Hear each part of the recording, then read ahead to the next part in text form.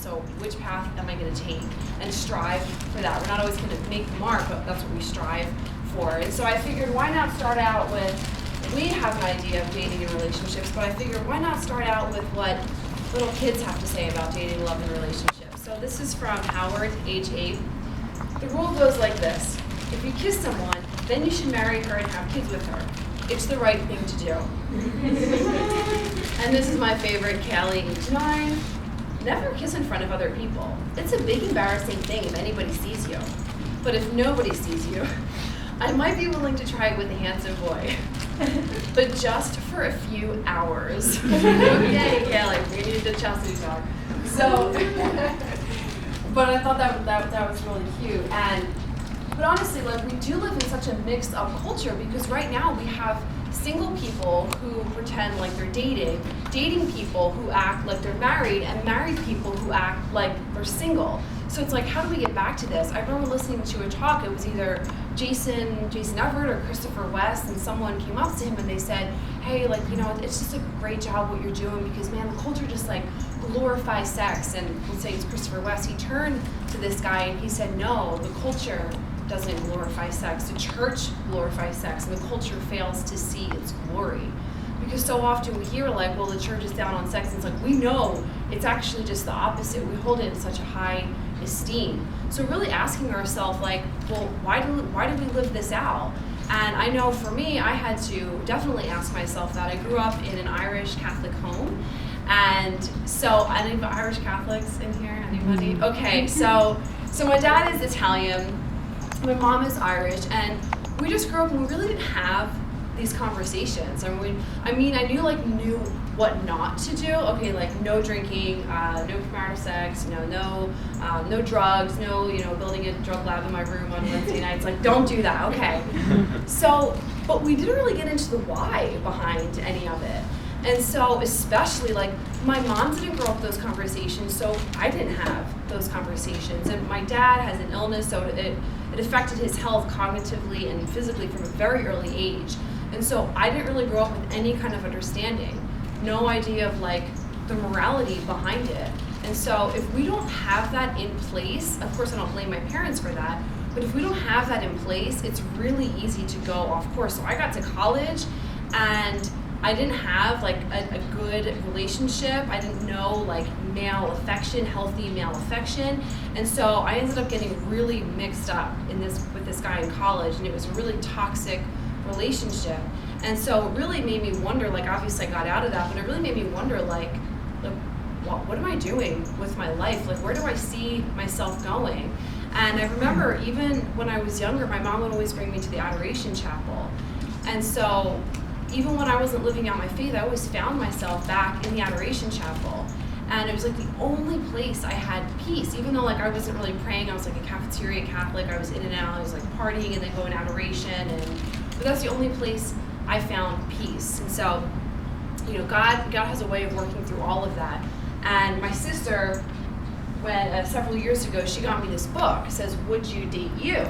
And I was like, oh, I'll check it out. It's funny because I brought it home to my roommate, and she's like, oh, what do you got there? I was like, oh, yeah, my sister got me this book, Would You Date You? And my roommate's like very confident, very sassy, and she was like, please, I don't need a book to tell me that. Of course I would date me. I'm like, yay, someone's got some confidence. All right, sign me up. So I started reading this book, and I was like, ooh, I don't ever want to keep reading this, because what it forced me to do was take like a very genuine self-assessment of myself. So I'm gonna, in the short amount of time that we have, that's what I kind of want to do, is just lay out like 10 guidelines. And the first one, like, so the general one is the why. Why are we living this out? Are we living it out because like this is what the church tells me to do? Because if we have it here, but we don't have it here, it's not gonna matter here. So, look at this. So I started reading this, and it was basically saying like, okay, I know for me, I had these standards that I wanted in a boyfriend, in a future spouse. But when I kind of looked at myself, I was like, oh, am I meeting those standards? And I had to be honest with myself that I wasn't. So I was like, okay, I want him to be like this, I want him to be like this, and it was like, but like, I'm good, like I need to work on myself. And I found this quote by John Paul II, and he says, oftentimes chastity is presented by those souls oftentimes chastity is resented by those souls not wanting to do the work and make the sacrifices that are necessary to grow in virtue. Any discussion of the virtues can be like a mirror, showing them their own moral laziness. Yikes! I was like, that's enough JP2. I think I'll watch JP. But I read that and I was like, ooh, like, it really challenged me, because you'll notice that like when we fall into sexual sin like over and over again, it's just a matter of time that other areas we're just like, I'll just clean my room, or like it just kind of naturally happens where it's like we're living a chaste life, we just naturally have like right order. Is it difficult? Yes. But like you'll find that you'll have right order. So I had to take that self-assessment of myself and be like, okay, what are some things that I need to work on? And so that is like point number one, is knowing like self-assessment is painful because there's some things that we don't really want to address within ourselves. And so when I was in this relationship in college, it was so bad, and I just wanted to bury all of that because I had a lot of shame attached to that, and verbal abuse and mental abuse, and I don't want to revisit that. And so I was like, I'm just gonna bury this and like don't have to talk about it, and I'm gonna numb it with other stuff, and like going out and just numb it. And I realized like there's no way I'm gonna be able to fully meet someone or fully give myself if I don't make that call and call up a counselor, because I need some serious healing. And that's the first thing, is like, if there's things in our life that we need to work on, or we're never gonna fully arrive, but I made that call, I picked up the phone, and I was like shaking, my hands were sweating when I made that phone to the counselor. I made that appointment, I put the phone down, and for the first time in probably like, I don't even know how many years, like 5 years, I was just like, and I just like started crying, because I finally released myself of that. Like I took the first step. Because once we get all that junk out and we bring it to the light, well, the darkness can't follow us there. And automatically, I just felt like healthier and lighter. So taking that just like that sober assessment of ourselves, like maybe going and weeding some of those things out. Okay, that leads in to number 2. I'm moving a little bit more quickly tonight, but that's okay. Number 2 is resisting the temptation to settle.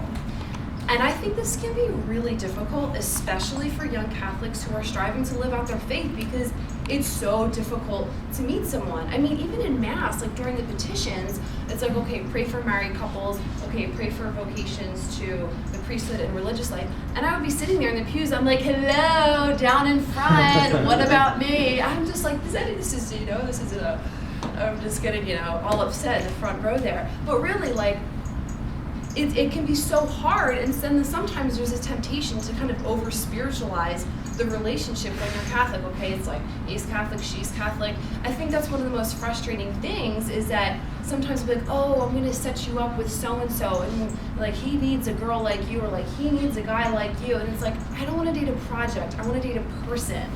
And so just because like 2 people are Catholic doesn't mean they're necessarily going to be a match. You can be, my friend dated someone who on the outside checked off all of the boxes, going to daily Mass, going to Latin Mass, doing like everything from the outside, but she said like in his heart he had no charity, like nothing, and it was a really nasty relationship.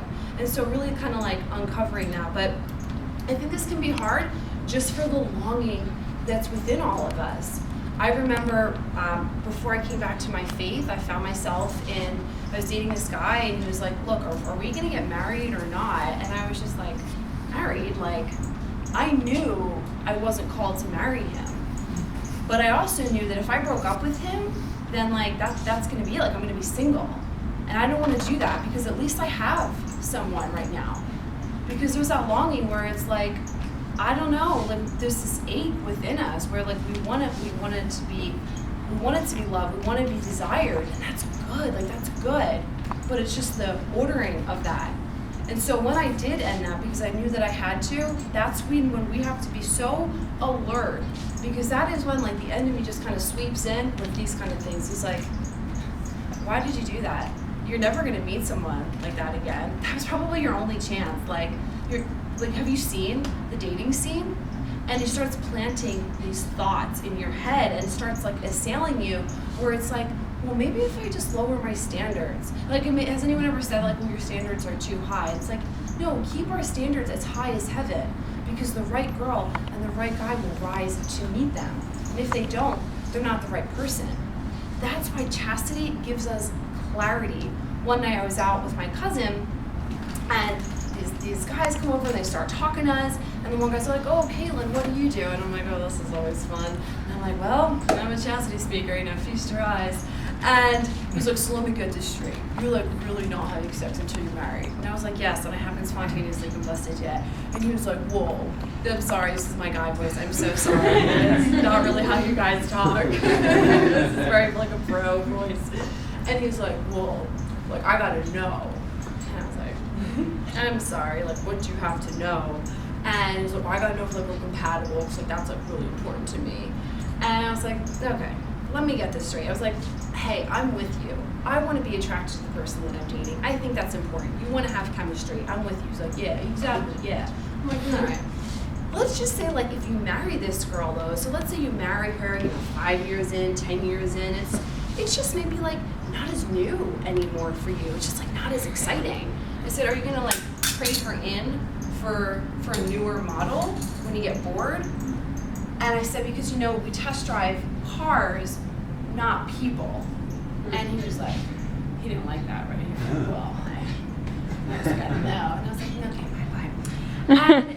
But really, like, I cut my losses, because at the end of the day, I was like, okay, maybe this guy seemed like a nice guy at first, but when push came to shove, it's like he's more interested in like my sexual ability than my whole person. It's like, I don't want to waste my time with someone like that. And the word compatible, you gotta be compatible. The word compatible, does anyone know what that means? The etymology behind it? Yes, to suffer with. I should have been like, yes, can you suffer with me? Like, are you going to suffer with me together? You're like, whoa, get this girl out of here. And we're like, come back. But really, can you suffer with this person? Now, Vince and I are engaged. We have a beautiful engagement. We're getting married in October. But there was a time where we were apart. And it was the most painful time of my life. And it was the most painful time of Vincent's life. And probably could say that. He's like, don't drag me into this. And you get up here. And when one of the last conversations that we had on the phone before we were like, okay, we can't talk for a while, we knew it was going to be really hard. And he said to me, you know what, Katelyn, it's important that we suffer, but that we suffer well. I was like, wow, yes, that's it. Because so often we're just trying to like avoid suffering and avoid, it's like, sometimes we have to understand that, yes, God wants to give us gifts, but he's also going to give us gifts of suffering. And this is not something to be avoided, because that's when love grows. When everything is going, and in life, everything is going fine, like we're like, all right, God, we're good. I'll talk to you on Sunday, I'll do my thing. It's like we're smooth sailing. But it's when things are like, we're gonna hit those rough patches. You have to have that difficult conversation with your girlfriend, with your boyfriend. It's like, that's where it's gonna grow. And sometimes living a chaste life is hard. It's really difficult. People are like, why are you doing this? Like, you don't know who does that, right? It's like, it's really hard to say, actually, no, I am doing this because of something greater. And yes, there are other people. It's really hard, but we've gotten to this point in the culture where if it's hard, it's bad. So it's like, when did that, like, wrestling with something and pulling up our sleeves and being like, all right, well, why am I? The hard doesn't negate the good that's in it. Because chastity, it's not about, like, we know the statistics, right? Like, where's my, and I have this study that I just read from the Review of General Psychology, and they did a review, and they interviewed 187 young adults, and they said, how did you feel after the hookup that you just had, like with whoever? A whopping, drum roll please, 2% said they felt desirable afterwards. During, it was 65%. During, after, 2%. That's really sad. And then another study by Campbell said that men felt regret for using the woman, and the women felt regret for being used. But this is what we're promoting. It's not a big deal. Sex on demand. Hook up with whoever you want. If it's not a big deal, why do we have higher rates of depression and anxiety? It's like, we know deep down that we're made for something more. Chastity is not easy, but it's worth it. Like, it's not like, Vince and I are living out chastity because it's like, well, I certainly, we know, like, okay, people who wait till marriage, they have, like, higher satisfaction in marriage. marriage, better communication, they live above the poverty level. But like that's like the driving reason. I'm like, well, sweetie, I don't want us to live under the poverty level, so we better, wait till we're married. It's like, no. I mean, that's great. But like the driving factor is love. Always at the end of the day, just to kind of keep that on the forefront of our mind. Because if we think that it's a list of arbitrary rules, then we're going to end up resenting chastity. And like I think that it's good to struggle with this, to have those conversations like I had to have when I was coming back to my faith. I think sometimes people think like, oh, you work for Gen Life, so like check off the chastity box. It's like, no, if anything, this is like a lot harder now. It's that like, I have to practice what I preach. In Gen Life, we don't live in community. So it's not like other organizations where like, so, I have to hold myself accountable, in and out of speaking or whatever. Like that's really where push comes to shove. That's where the growth happens. So leading into, point number 1 is just that self-assessment. Point number 2 is resisting the temptation to settle. And then point number 3 is probably, I would say, the biggest point of the night. And this is always something that's uncomfortable to talk about, but we have to because it's plaguing our culture right now. And I think that this is actually really detracting from vocations. It's corroding relationships and marriages, and it's something we just need to bring to the surface, and that's that the pornography is everywhere. And I think guys get blamed a lot for this. They're like, oh, pornography, that's a guy's problem, and girls struggle with like emotional issues and modesty. It's like, that's not fair.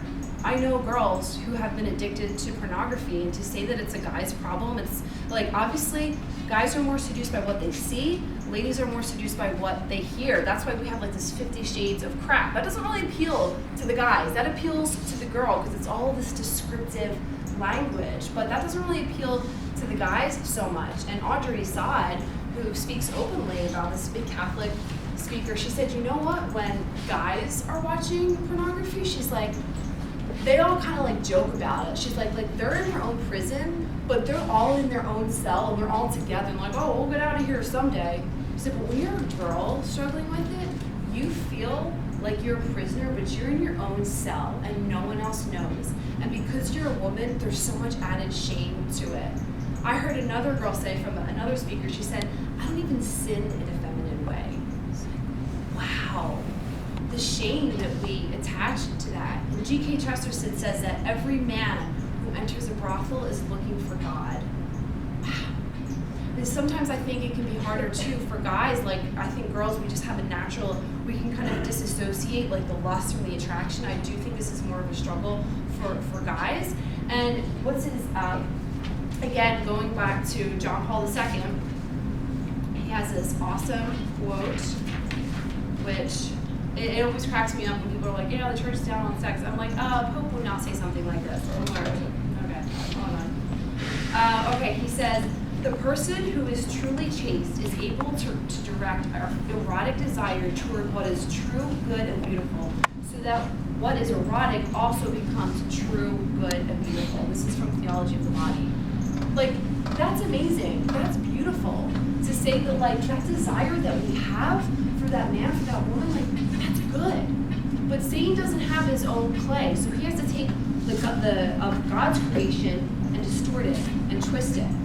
And I think one thing that we just have to do is like break free from this. I know I had, when I was in that relationship in college, that's where I was first exposed to pornography, which is actually like, praise God, very late in life for what we get exposed to so early. But I remember seeing it for the first time, and like I literally felt like this big afterwards. And that was the first time I saw it, but it wasn't the last. And I had a friend who worked for Gen Life, and he said, he shares openly about his own struggle. And he said, there was a time where I really wanted to ask this girl out. And he said, but I couldn't do it because I felt like I had these like goggles on where like I just couldn't look at her in like in a pure way. And he said, so like I just never asked her out. And then he talked to his friend, and they were talking about like covenant eyes and getting this this app on his phone. And so he's like, all right, it's hard to do that. So obviously it took some time. But he said, I finally worked up the courage to ask this girl out. And he goes up to her, looks her in the eye and asks her out. And he said, I got back in my car and I just cried. Because it was the first time that I could look at a girl just like with purity of heart and not have like, wow, to be freed from that, to know that like our desire is good, and not so it's like, you know, if we look at another person, it's like, oh my gosh, I'm like lusting after them. No, but we have to definitely have captive, like take captive of our thoughts. But it's like if I see an attractive man, it's like, oh my gosh, I can't look, that's like a temptation to hell. It's like, are we surrounded? And if you guys like see a beautiful woman, it's like, oh, I can't look at her, that's a temptation to hell. It's like, are we surrounded by 1,000 temptations to hell? Or are we surrounded by 1,000 reminders of the beauty of heaven? And so it's like, even with girls, like girls have a tendency to compare. So if I see a beautiful girl and I don't look like her, I'm not looking like this, you know what? Instead, I'm like, you know, thank you, God, for her beauty. And same thing goes with the guy. It's like, I'm not going to lust after this guy. I'm not going to say thank you. Psalm 84, how lovely is your dwelling place, Lord mighty God. Now you don't want to like say that to a girl, like Psalm 94, how you like, you wouldn't want to do that, but like, y'all did a good job with you. No, okay, but I do that to kids, but I'm kidding. So, but yeah, just to know that like that we can overcome this, and that you know, perfect love casts out fear, and that John Paul II talks a lot about like the absorption of shame through love. Again, not like squelch, like your desires are bad, but like, no, we want to like set those desires like a flame, really, like with the love of Christ. So God wants to come in and just know that we can receive that healing from them. Just take a sip of water. And also, I had a friend who struggled with this, and she said to me, like, I said, you know, what did you do to help you overcome this? And she's like, I just turn my phone off at night and I get it out of my room. Like, you know, so know kind of like our triggers for it, and just to know that like we're gonna slip up and that's okay, but really to eliminate this, try to work on this. I mean, I think we all struggle with it in some way before we enter that relationship or before marriage, because sometimes we think like, well, I'll get rid of it when, or it's like, you know, when I'm married, like when I was younger, I had no idea about this, and I was like, why would people look at this? Like, I was literally like, just like get married. And it was like, what is, it's like marriage is not the fulfillment of porn. Porn is a distortion of human love. So just kind of weeding that out of our life now to have clarity so that we can fully love and fully receive the love that God wants to give us. And John Paul II talks about that so much, is that like love, like that perfect love absorbs that shame. And I think that's like one of the most beautiful lines that he shares. Okay, so, all right, and that's a Tom Brady quote. Okay, and then so now we're at point number 4, and that's setting our standards before the relationship.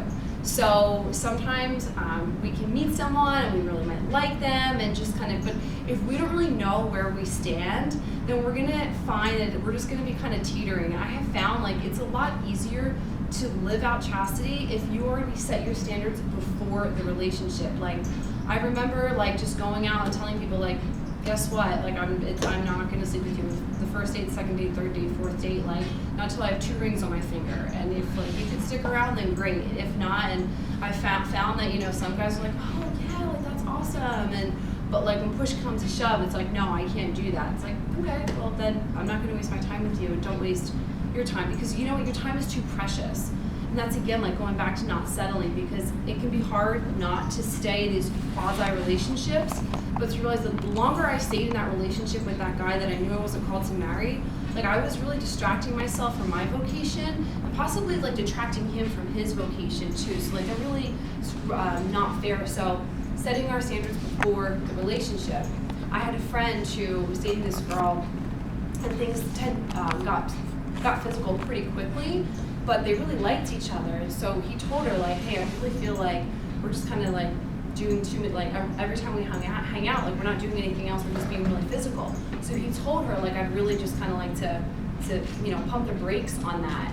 And she didn't like that. And later on that day she called him and broke up with him. And I was like, yikes, like I'm really sorry to hear that. And he's like, you know what, Katelyn, it's actually worth it in the long run. He's like, because I thought we had the same priorities in line, but we don't. And so like this is hard for both of us, but I want to be with someone who's going to be on the same page with me. So set our standards before the relationship. So, you know, don't be afraid to have those conversations, and because you get answers really quickly when you're open about that. And you don't have to like scare someone like, I practice chastity, and you know, like this is where I stand, and you know, like you can if you want, but just having this conversation, I had found that people are actually more open to it. I have family members that obviously are not practicing the faith, and they know where I stand on this, and not that they all are living this out, but they're all like, you know, that's commendable.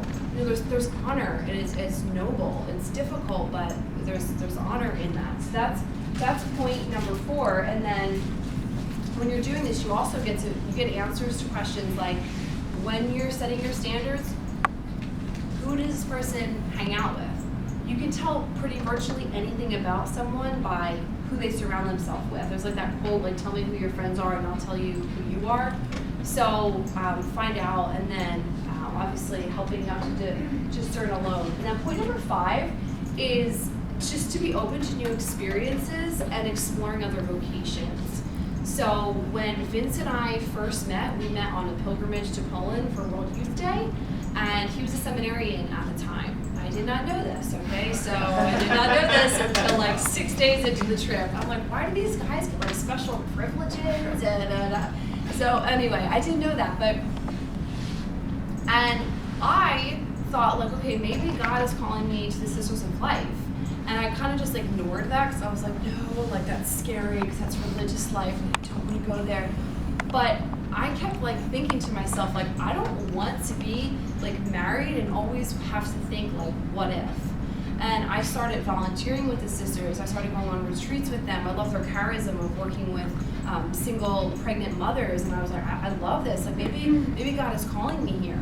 And in that time of volunteering with them and helping out and going on the retreats with them, I realized, okay, God isn't calling me here, but I'm still attracted to this charism. But I thought I had to pick, like you either have to be a sister or there's like nothing. And it's like, well, I'm a coworker of life with the sisters now, so I volunteer with them and I work with those women, and like that's enough for me. Like I feel very fulfilled in that.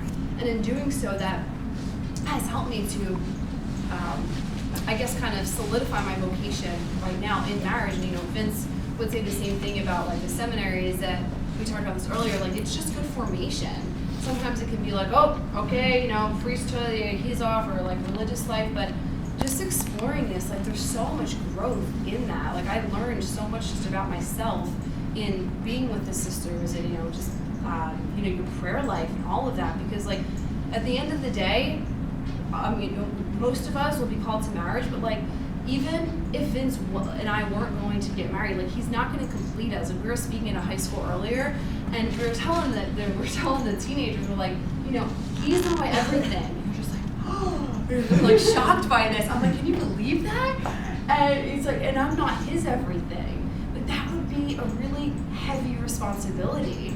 And that's what we're seeing, is that sometimes we tend to judge the relationship based off the intensity of the emotions, and then when that relationship fizzles, like it's like an emotional divorce. Well, one, because especially if we're physically intimate, but then the oxytocin is released, and it's just a lot harder to detach from that.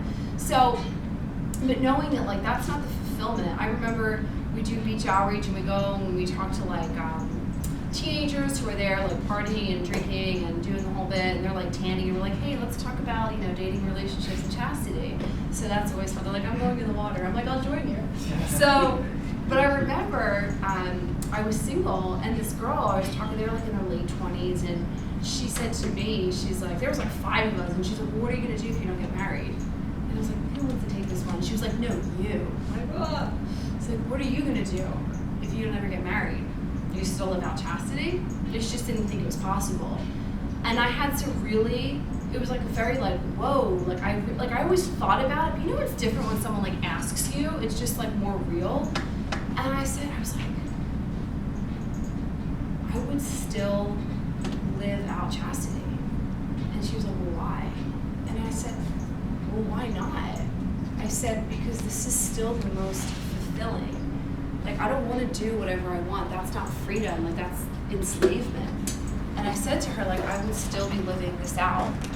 And, you know, we were all just kind of like, yeah, like, I still would, because my fulfillment doesn't rest. Even, like, the love of a married couple, or in a couple who's in love, or 5 kids together, or, like, whoever. It's like, if we turn that love, like you are my everything, you're all this, or putting like, I'll be happy when I'm married, I'll be happy when I have a baby. It's like, you're gonna be just as happy in marriage as you are now. I'm gonna be, and that was one of the things I had to learn. And that's kind of one of my points is like, we don't wanna pause our life right now, which I was doing because I had a very distorted idea of marriage because I didn't really grow up with like the best idea of marriage.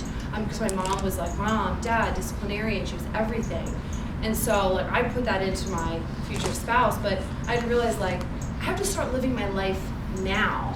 And so that's one of the other points is like explore other vocations and don't be afraid to like take a step out. Like I remember talking to a priest when I was coming back to my faith, and I was like, Father, like, I'm not meeting anybody, and he was this like really like sweet priest, and he was like, well, what are you doing? And I was like, well, what is this Argentinian accent? He's like, what are you doing? That was a terrible accent. And I hope he's not watching. And he's like, well, what are you doing? He's like, you think Prince Charming is just gonna like come up on a horse and sweep you off your feet? I was kind of hoping for that, you know. And he's like, no, you got to get out there. Are you going online? I was like, oh no. He's like, you got to get online. You got to go out. What groups are you involved in? He was like drilling me. I was like, okay. He's like, are you praying about it? I was like, He's like, well, what are you doing? You think you just got to pray and you got to be active? And I was like, okay. This priest, you're yelling at me. But it was a wake-up call. It was like to be like, and this thing's gonna be hard. I have some friends who are introverts, and they're like, no, that means like I have to like talk to people. And I'm like, I know, it's all part of it. But just going out, and I know my sister, her husband on Catholic Match, your family. I know one of my friends, he was a doctor, and he had this like great job, you know, working with all of these nurses and the whole thing. He's like, I can't meet anybody who's like has morals. So he went on Match.com, and this girl messaged him. She's like, hey, so like you're Catholic, I'm Catholic, and he was so sick of like going out with these girls who were like, oh yeah, like I'm Christian, I believe in God, and then just like, you know, not really showing it. He was like, I'm not doing this. And so he kind of like drilled her. He was like, no, like I'm serious, like I'm Catholic, I go to Mass daily, blah, blah. And she was like, okay, me too. He's like, no, like, blah. She's like, okay, me too. And they ended up connecting, you know, they got married, and like I think they're expecting like their third child. So you just never know what's in store for us, like when we explore these other vocations too. And so, okay, and this is kind of getting more into the practical tips portion, is that one thing, like holiness is attractive. I know like we all want to be attracted to the person that we're dating, or like that's the initial spark, but holiness is attractive. I heard a priest say, he's like talking to a group of men, he's like, I don't care if she's the world's most beautiful woman. If she does not possess virtue, you will not be happy, and you will not have a happy marriage. And he's like, the same thing goes with, you can marry the most good-looking, like Mr. GQ, or I don't know, whatever it is, but if he doesn't have virtue, you're not going to be happy. And like, the holiness is attractive. It is so attractive having that. So just keeping that in mind, that I think sometimes that attraction really, really grows. And so point number one, I would say that this is more for the fellas. Men are, you know, called to initiate and all of that. So I always share that when you're asking a girl, I use the word date. I don't really think this applies here because you guys are a little bit older, so I think you would, but like some of younger adults are like, hey, you want to like hang out sometime? It's like, well, what does that mean? And it's like, hang out, like, are we friends? Are we so? And I always say, like, keep the dates brief. If it's a first date, unless you've like known this person for a while, I don't really suggest dinner on a first date because it's kind of formal. So I always like to keep it brief, and I tell the girls, like, if a guy has enough of the guts to come up to you and ask you for a date in person and face the fear of rejection, like, give it a shot. Go out with him is what I say, because like it takes a lot. It takes courage for a guy to do that, especially when we might be a little bit more shy. And so I said, use the word date and keep it simple. And then the girls are like, I can't go out with him. Like I'm like, a girlfriend, it's coffee, not a proposal. Like it's good. So 60 to 90 minutes. Sometimes my friend was like, I just went on a date with guys just 3 hours. I was like, 3 hours? And they're not even going on a second date. I was like, what? Like 3 hours? So if you keep it brief, it's like, that's good. You end on a high note. And it's like, okay, great. And I always say, like, do it during the week. Like, hey, let's meet up for coffee on Tuesday. How does that work for you? Like, awesome, cool, short and short and sweet. Then if it's great, hey, do you want to go out to dinner on Saturday? Okay, awesome. When it was not so great of a date, you're just like, hey, this is great, and it was just coffee, and it was a Tuesday night, and then you're done in 90 minutes.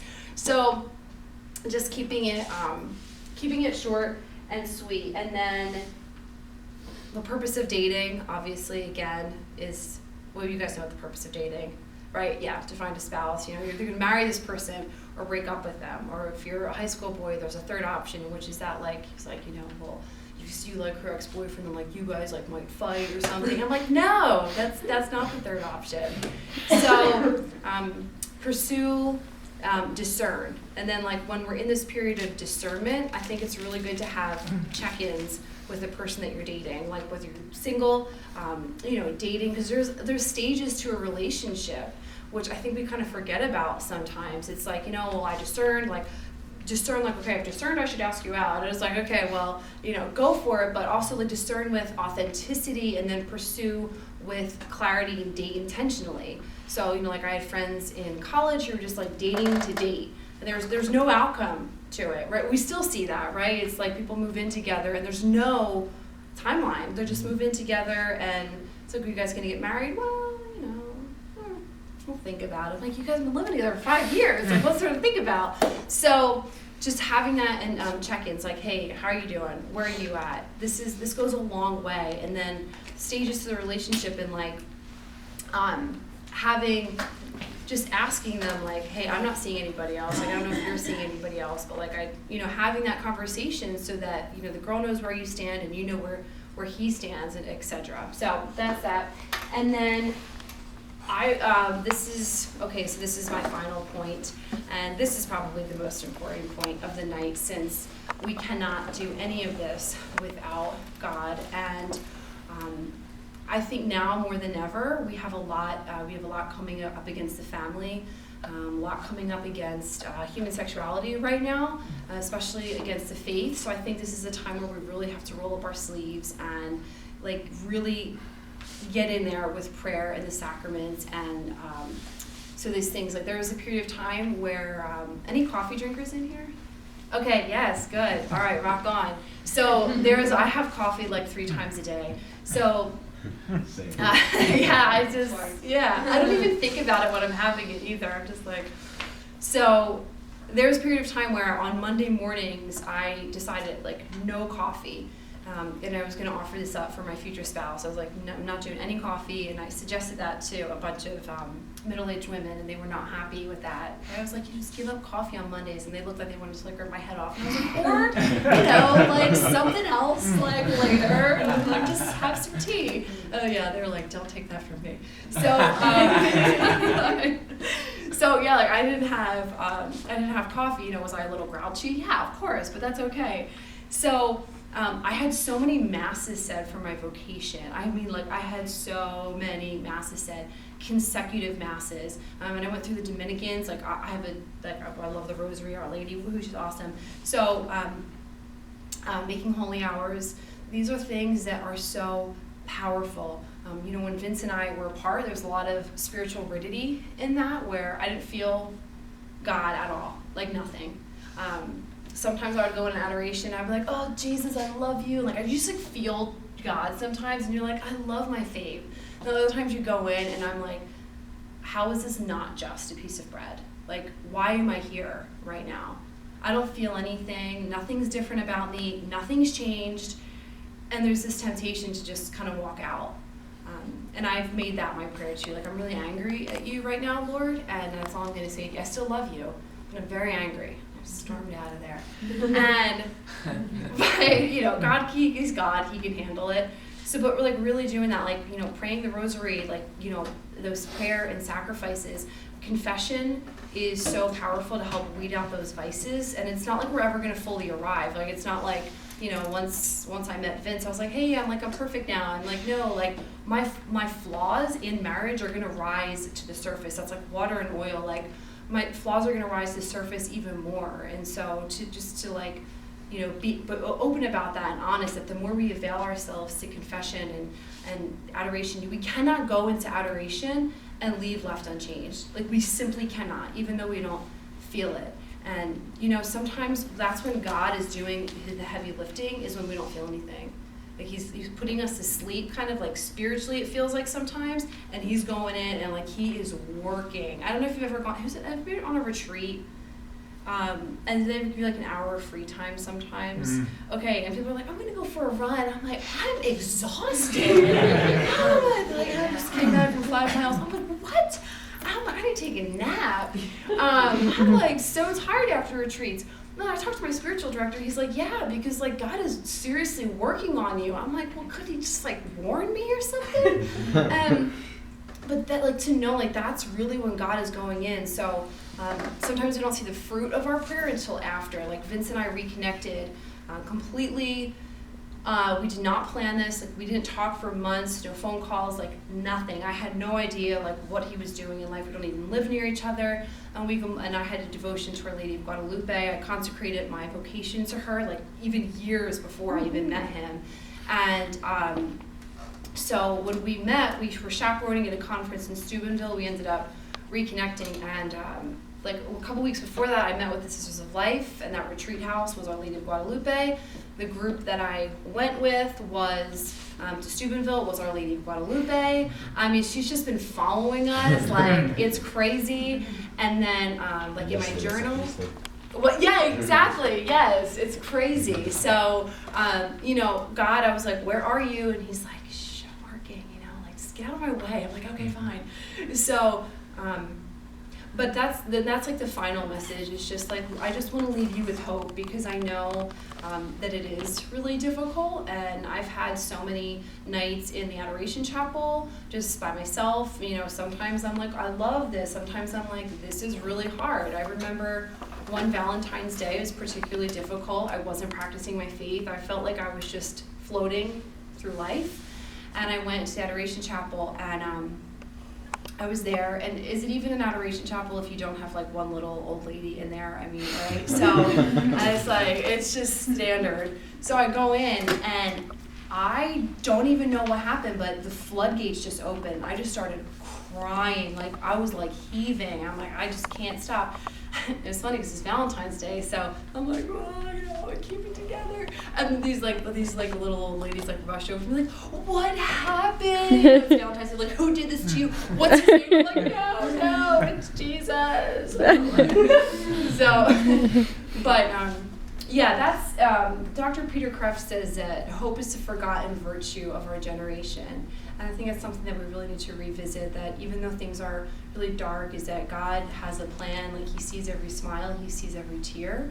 And all of those, those small prayers that we make in the silence of our hearts, in our rooms, in adoration, none of it goes unnoticed, because there is a plan. We're all, at the end of the day, we're all called to spiritual motherhood, spiritual fatherhood, like no doubt. Like, we have that capability right now. Married, single, like that's what God is calling us, because ultimately, like, it's our vocation is first and foremost holiness, and like we don't need another person to do that. We do that on our own first, and then we have the job of getting another person there. Like, that's hard. You have to get another person to heaven. I'm like, yikes. So this is like, it's gonna be tough. No, so I just want to end on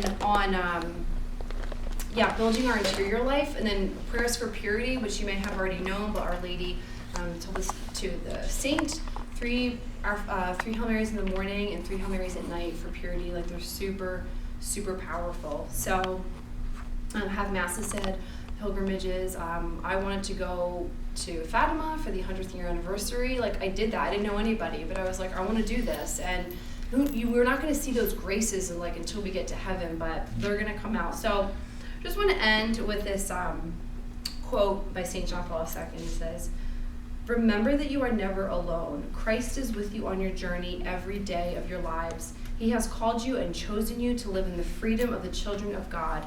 Turn to him in prayer and in love. Ask him to grant you the courage and strength to live in this freedom always. Walk with him who is the way, the truth, and the life." So thank you so much. I'm grateful for this opportunity, Debbie, and if you haven't already, Dating Project, Dating Blueprint. This is Jason Everett's new book. It's amazing. So I would just check out these. So